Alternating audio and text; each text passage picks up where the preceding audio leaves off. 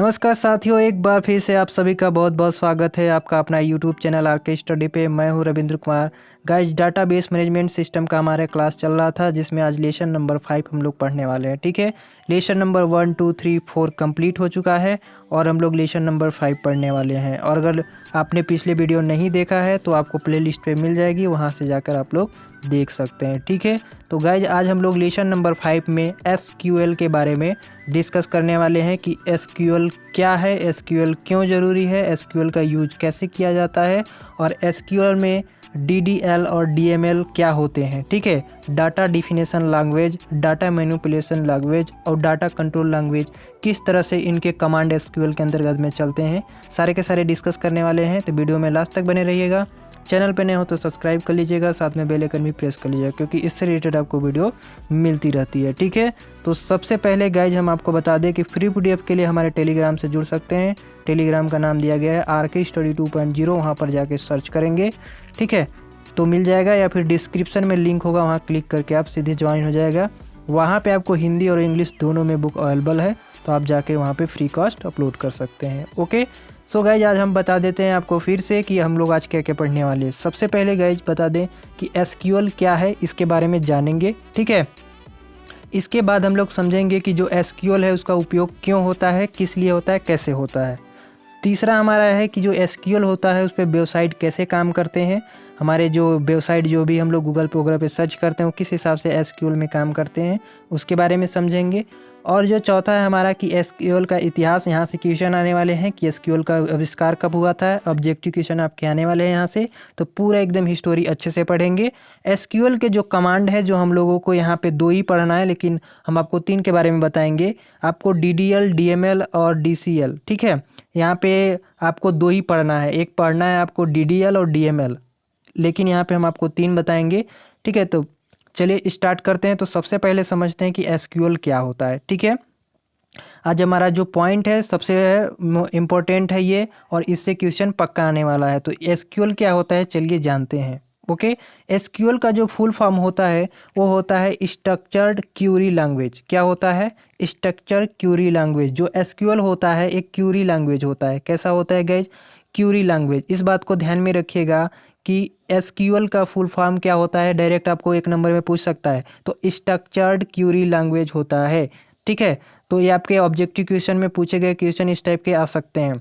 दूसरा बात यहाँ पे आप समझेंगे कि जो एक्सक्यूएल होता है ये हमारे एक प्रकार की कंप्यूटर भाषा होती है जिसमें डेटाबेस को कमांड या इंसर्ट दिया जाता है। हमको कमांड चलाने के लिए टेबल में या इंसर्ट कह सकते हैं कि इंस्ट्रक्शन देने के लिए एसक्यूएल का यूज किया जाता है। ठीक है, एसक्यूएल जो होता है डेटाबेस क्रिएट करना हो या डाटा को स्टोर करना हो, अपडेट करना हो, डिलीट करना हो, इनसे जितने भी होते हैं सारे को कमांड चलाने के लिए हम लोग एसक्यूएल का यूज करते हैं। ओके, एसक्यूएल जो होता है सारे आरडीबीएमएस माने रीजनल डाटाबेस मैनेजमेंट सिस्टम जो होती है उसके एसक्यूएल के एक स्टैंडर्ड डाटाबेस लैंग्वेज की तरह उपयोग करते हैं। ओके, हम लोग जो एसक्यूएल का प्रयोग करते हैं आरडीबीएमएस के अंतर्गत में करते हैं क्योंकि रीजनल डाटाबेस मैनेजमेंट सिस्टम के अंतर्गत में हमारा एसक्यूएल आता है।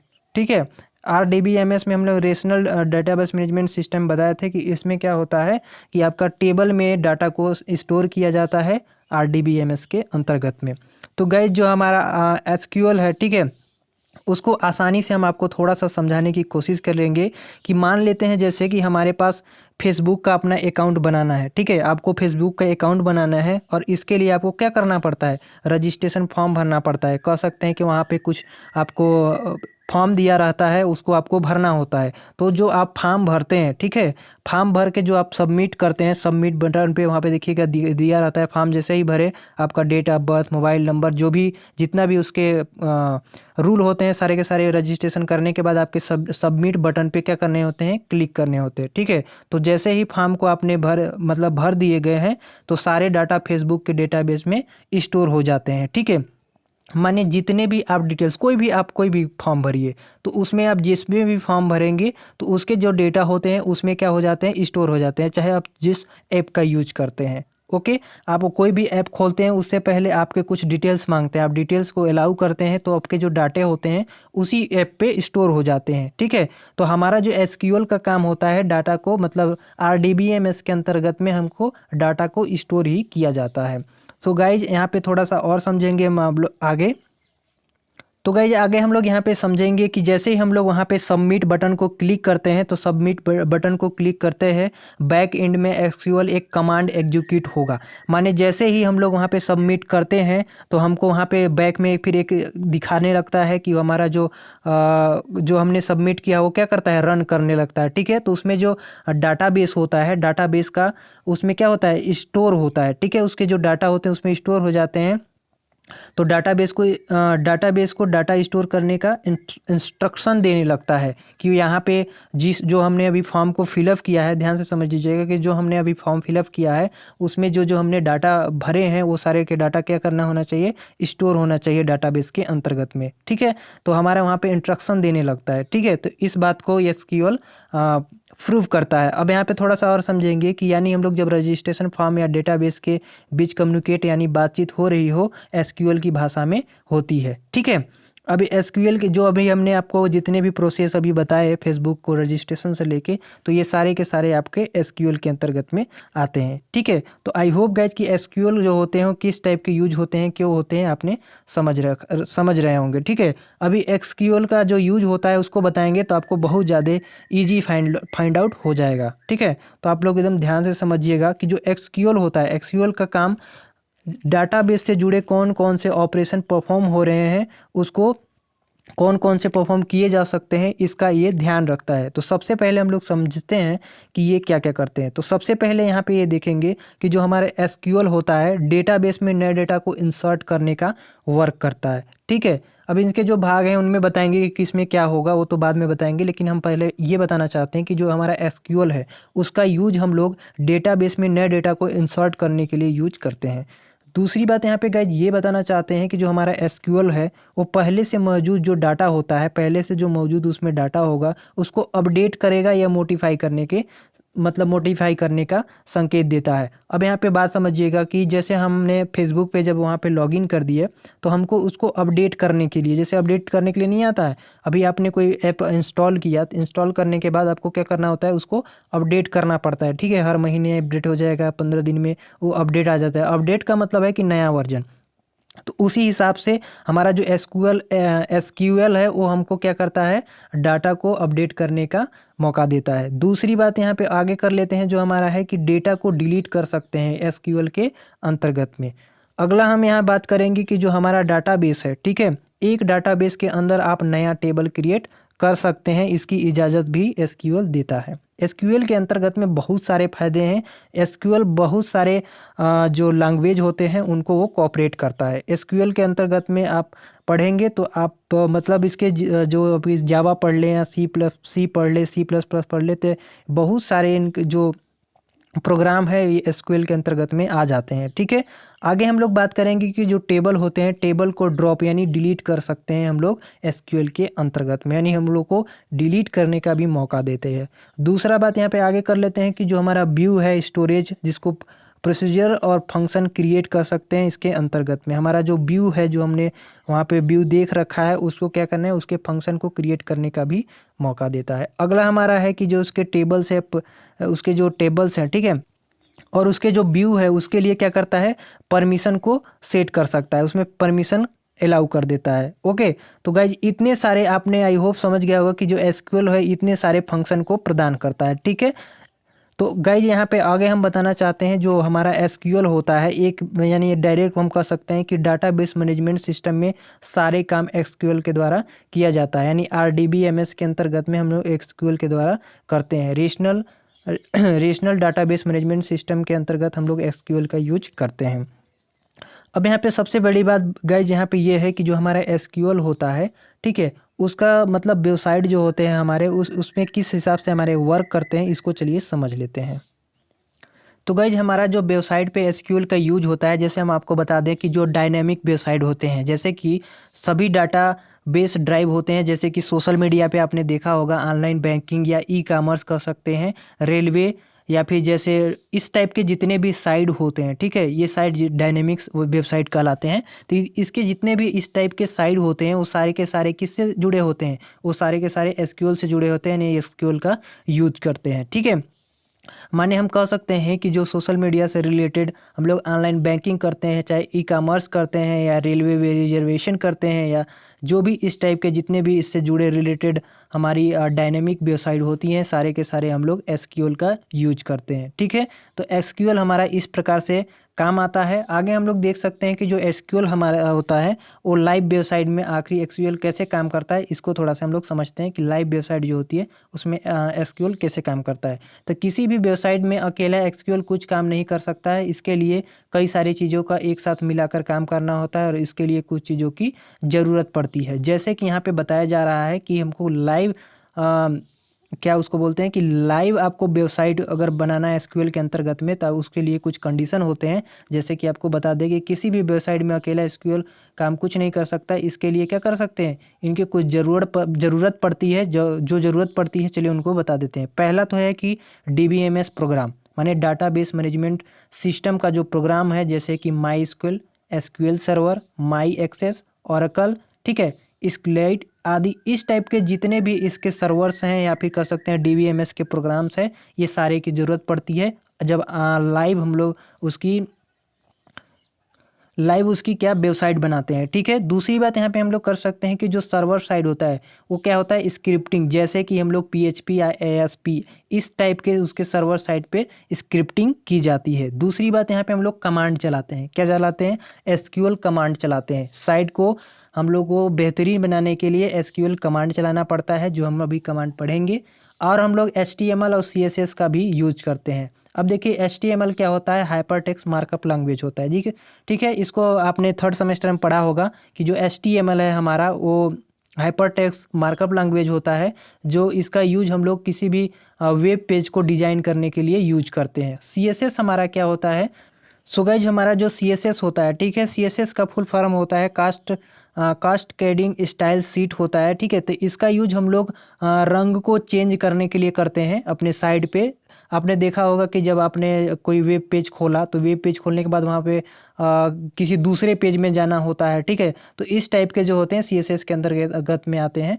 तो जब आपने थर्ड सेमेस्टर में पढ़ा होगा तो वहाँ पे डिटेल पढ़ा होगा, ठीक है। तो अभी हम केवल इसके फुल फॉर्म में ही बता देते हैं। तो ये सारे जितने भी होते हैं, ठीक है, एसक्यूएल के अंतर्गत में हम लोग इसका यूज करते हैं, क्योंकि हम लोग को लाइव जो वेबसाइट होती है उसको डिजाइन करनी होती है। तो हम लोग को डिजाइन करने के लिए इस टाइप के जितने भी हमको RDMS प्रोग्राम हो गया, सर्वर साइड स्क्रिप्टिंग हो गया, एसक्यूएल कमांड हो गया, HTML CSS सारे का हम लोग यूज करते हैं, ठीक है, एसक्यूएल के लाइव वेबसाइट को डेवलप करने के लिए अभी जो हमने ऊपर पढ़ा है, ठीक है, उसके अलावा अभी हमें और कुछ की ज़रूरत होती है। चलिए उसको समझते हैं। जैसे कि हमारे जो सर्वर होते हैं, ठीक है, सर्वर में MySQL जैसे RDMS सॉफ्टवेयर इंस्टॉल होने चाहिए। जो हमारा सर्वर है वहाँ पे कौन सा, MySQL में RDBMS सॉफ्टवेयर इंस्टॉल होना चाहिए, ठीक है। दूसरी बात यहाँ पे ये कह रहा है कि जो हमारा PHP या ASP होता है ना, उससे प्रोग्रामिंग करके उसकी स्क्रिप्टिंग के जरिए प्रोग्रामिंग करके डायनेमिक वेब पेज बनाने होते हैं, ठीक है, डायनेमिक पेज बनाने होते हैं। दूसरी बात यहाँ पे और कह रहा है कि आपको कोडिंग करने के बाद बताना होता है कि आपको कौन से टास्क परफॉर्म करने हैं, ठीक है। तो आप गाइस समझ रहे होंगे कि सबसे पहली बात तो यहाँ पे ये कह रहा है कि हम लोग को लाइव जो वेबसाइट होती है उनको बनाने के लिए सबसे पहले सर्वर में जो MySQL जैसे RDMS सॉफ्टवेयर वहाँ पे इंस्टॉल होने चाहिए। दूसरी बात कह रहा है कि जो PHP या ASP हमारे जो लैंग्वेज होते हैं उनको उनके जरिए हमको क्या करता है, एक प्रोग्राम करके डायनेमिक वेब पेज बनाने होते हैं। और जब डायनेमिक वेब पेज बन जाएंगे उसके बाद क्या होता है कि हमारे जो कोडिंग है, कोडिंग करने के बाद हमको कौन से टास्क परफॉर्म करने हैं उनको वहाँ पे बताना होता है। आगे कह रहा है कि गाइस कि जैसे टास्क के अनुसार आपको SQL कमांड का उपयोग करना होता है। अब SQL कमांड क्या होता है नीचे पढ़ेंगे, ठीक है, कोई दिक्कत वाली बात नहीं है। अभी नीचे पढ़ने वाले SQL कमांड होता क्या है, और इन्हें ही जो अभी हम लोग SQL कमांड होता है उन्हीं को हम लोग क्या कहते हैं, क्यूरी कहते हैं, ठीक है, क्यूरी ही कहा जाता है। हम काम के लिए अलग अलग क्यूरी होते हैं, जैसे हर काम के लिए अलग अलग क्यूरी होते हैं, जिसे आप PHP या ASP प्रोग्रामिंग के अंदर डिफाइन करते हैं। अब देखिएगा क्यूरी क्या होते हैं, ये हमने पिछले वीडियो में बताए थे कि हम लोग क्यूरी का किस हिसाब से उपयोग करते हैं, ओके। आगे यहाँ पे देखेंगे कि अब यूजर इंटरफेस के लिए आपको HTML और CSS के पेज भी बनाने पड़ेंगे। HTML और CSS के पेज इसलिए बनाने पड़ेंगे क्योंकि देखिए HTML क्या करता है कि जो हमारे वेब डिज़ाइनर होते हैं उसको वेब पेज को डिज़ाइन करता है। तो वेब पेज को डिज़ाइन करेंगे तभी तो वहाँ पे हम अपनी साइट को जो हमारा साइट होगा वहाँ पे उसको रख सकते हैं। CSS क्या करता है, CSS को एक पेज से दूसरे पेज में जाने के लिए क्या वहाँ पे जो रंगीन होते हैं उसको कलर करता है। ठीक है। दूसरी बात यहाँ पे कहेंगे कि ताकि हम इन सारे टास्क को आउटपुट आपके यूजर को दिखाई दे सके। जैसे अभी हमने गूगल पे सर्च किया तो गूगल पे जैसे ही सर्च किया तो उसको सबसे पहले HTML जो पेज होता है उसको दिखेगा। इसके बाद दूसरे पेज में जाने के लिए इस सब का CSS का यूज करते हैं। ओके, तो गाइज आई होप कि इतने सारे जो लाइव वेबसाइट होते हैं इतने सारे एग्जाम्पल्स का यूज किया जाता है तब जाके हमारा लाइव वेबसाइट बनता है। अब हम लोग पढ़ेंगे कि जो हमारा SQL में जो SQL का इतिहास है, इसका कहने का मतलब है SQL कब बना था, क्या हुआ था, इस सारे के सारे बारे में पढ़ने वाले हैं। तो ध्यान में रखिएगा SQL से क्वेश्चन आपके आने वाले हैं। तो SQL में सबसे पहले तो क्वेश्चन यही आएगा कि इसकी जो शुरुआत हुई थी कब हुई थी, तो 1970 में हुई थी IBM में।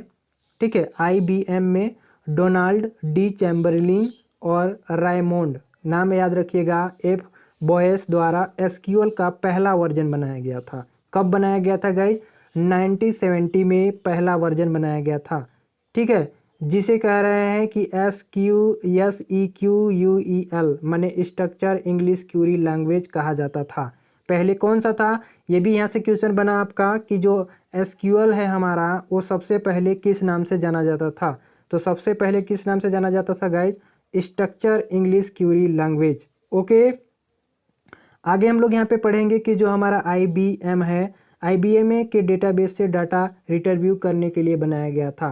तो यहाँ पे पूछा जाएगा कि जो हमारा SQL है वहाँ पे IBM के जो डाटाबेस है किस लिए बनाए गए थे। तो डाटा को वापस करने के लिए बनाया गया था, डाटा रिट्रीव करने के लिए बनाया गया था, मतलब जो हमारे डाटा हैं उनको रिटर्न करने के लिए बनाए गए थे।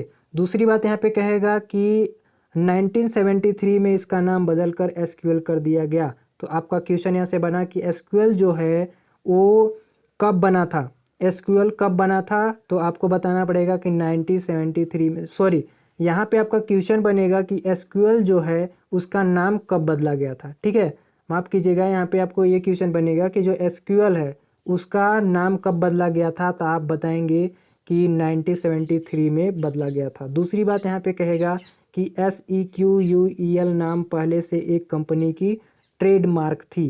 तो यहाँ पे ये भी पूछेगा कि जो इसके नाम जो बदलने का कारण क्या रहा, तो यहाँ पे बताया जाएगा कि जो हमारा ट्रेडमार्क कंपनी थी इसके वजह से हमको यहाँ पे SQL का नाम दिया गया। ठीक है, इस पे थोड़ा सा ध्यान पे रखिएगा कि जो हमारा सबसे पहले आया था SEQUEL आया था और यहाँ पे SQL है।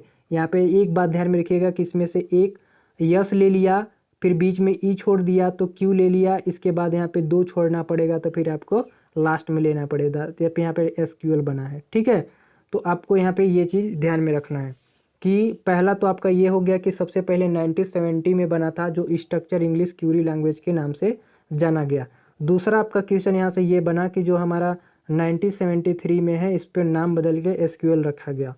तीसरा यहाँ पे हमारा है कि 1978 में SQL का सफलतापूर्वक परीक्षण करने के बाद IBM ने इससे जुड़े कमर्शियल जो प्रोडक्ट हैं बनाना शुरू कर दिया। अब कमर्शियल प्रोडक्ट क्या होते हैं इसको हम आगे समझाएंगे। देखिएगा यहाँ पे और क्वेश्चन आपके बन रहे हैं। यहाँ पे एक क्वेश्चन यहाँ पे ध्यान में रखिएगा कि जो हमारा कमर्शियल प्रोडक्ट है कब बनना शुरू हुआ था, तो 1978 में कमर्शियल प्रोडक्ट बनना शुरू हुआ था SQL के अंतर्गत में, क्योंकि सफलता उसी समय प्राप्त हुई थी। आगे यहाँ पे देखेंगे कि 1986 के आसपास रिलेशन सॉफ्टवेयर INC द्वारा RDMS माने रीजनल डाटाबेस मैनेजमेंट सिस्टम को लॉन्च कर दिया गया था। इस बार कंपनी का नाम बदलकर ओरेकल रख दिया गया था। ठीक है, यहाँ पे इस बात को भी ध्यान में रखिएगा कि ओरेकल नाम कब रखा गया था, तो 1986 के आसपास जब हमारा रीजनल डाटाबेस मैनेजमेंट सिस्टम को लॉन्च किया गया था तब कंपनी ने ओरेकल नाम रखा था। ठीक है, इस बात को यहाँ पे ध्यान में रखेंगे। आगे पढ़ेंगे। अब हमारा SQL के कुछ महत्वपूर्ण इनके कमांड हैं जिनको हम आपको केवल कमांड के बारे में आज समझाने वाले हैं और इसके पूरे डिटेल्स आपको नेक्स्ट वीडियो में पढ़ाएंगे। तो कमांड हम आपको यहाँ पे मुख्यतः आपको जो आपका 4 सेमेस्टर का सिलेबस है इसमें 2 ही पढ़ना है। पहले तो आपका DDL पढ़ना है, दूसरा DML पढ़ना है, ठीक है।